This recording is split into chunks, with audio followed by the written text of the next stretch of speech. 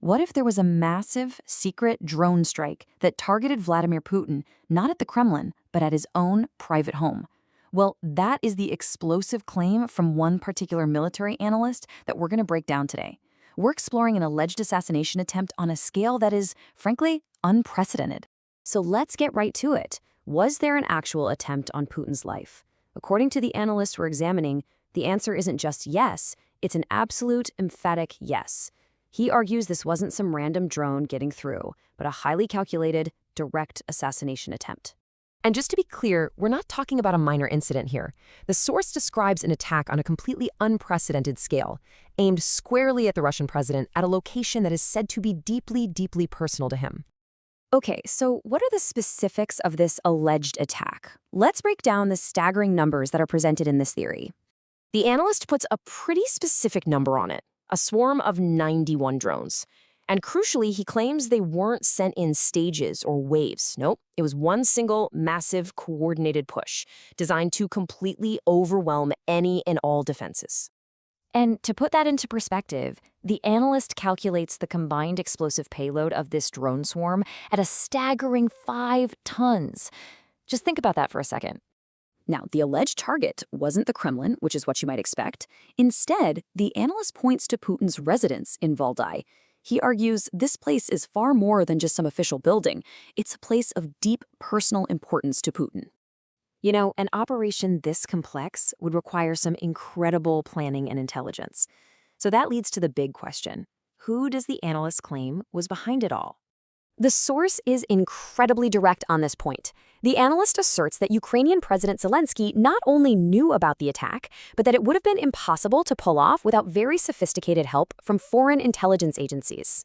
And this is where it gets interesting. The analyst even points to supposed body language tells, claiming a smirk from Zelensky during a meeting with Donald Trump was a sign that he already knew what was coming. It's a pretty speculative claim, for sure, but it's part of his overall argument. The author of this theory doesn't just make some vague claim about foreign help. Oh no, he goes much further.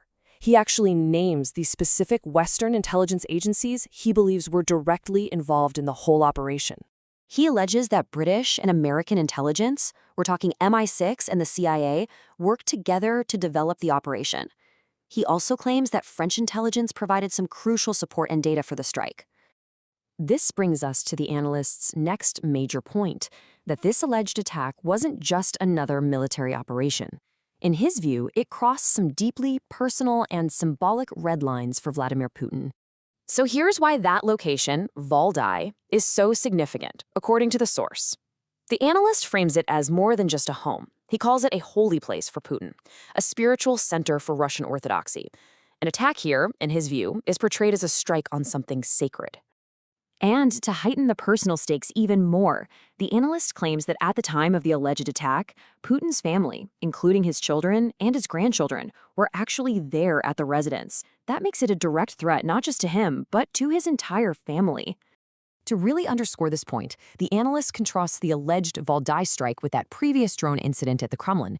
He just dismisses that one as insignificant, one little drone against a huge government building. But he frames this as a massive, personal, and almost sacrilegious attack. So, given how serious these claims are, the obvious question is, what happens next? The creator of this analysis lays out a very, very clear and dire prediction for the fallout from this alleged event.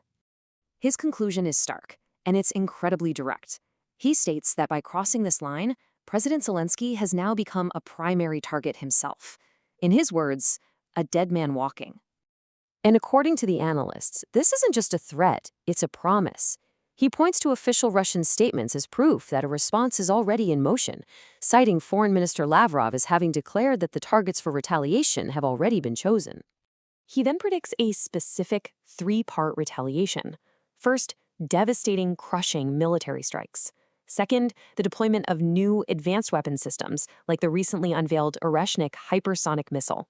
And third, a complete and total end to any peace process, including the one that was discussed with Donald Trump.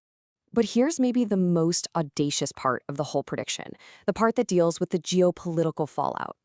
The analyst claims that Russia will not only retaliate, but that it will do so with the eventual consent of the United States, who he believes will be convinced of the strike's necessity. So, in the end, we're left with this dramatic narrative from a single source, a story of extreme provocation and imminent massive retaliation. And it forces us to ask a crucial question. Are we looking at an analysis of a real turning point in this conflict? Or are we being shown a masterfully crafted piece of wartime propaganda? The answer? Well, it remains unclear.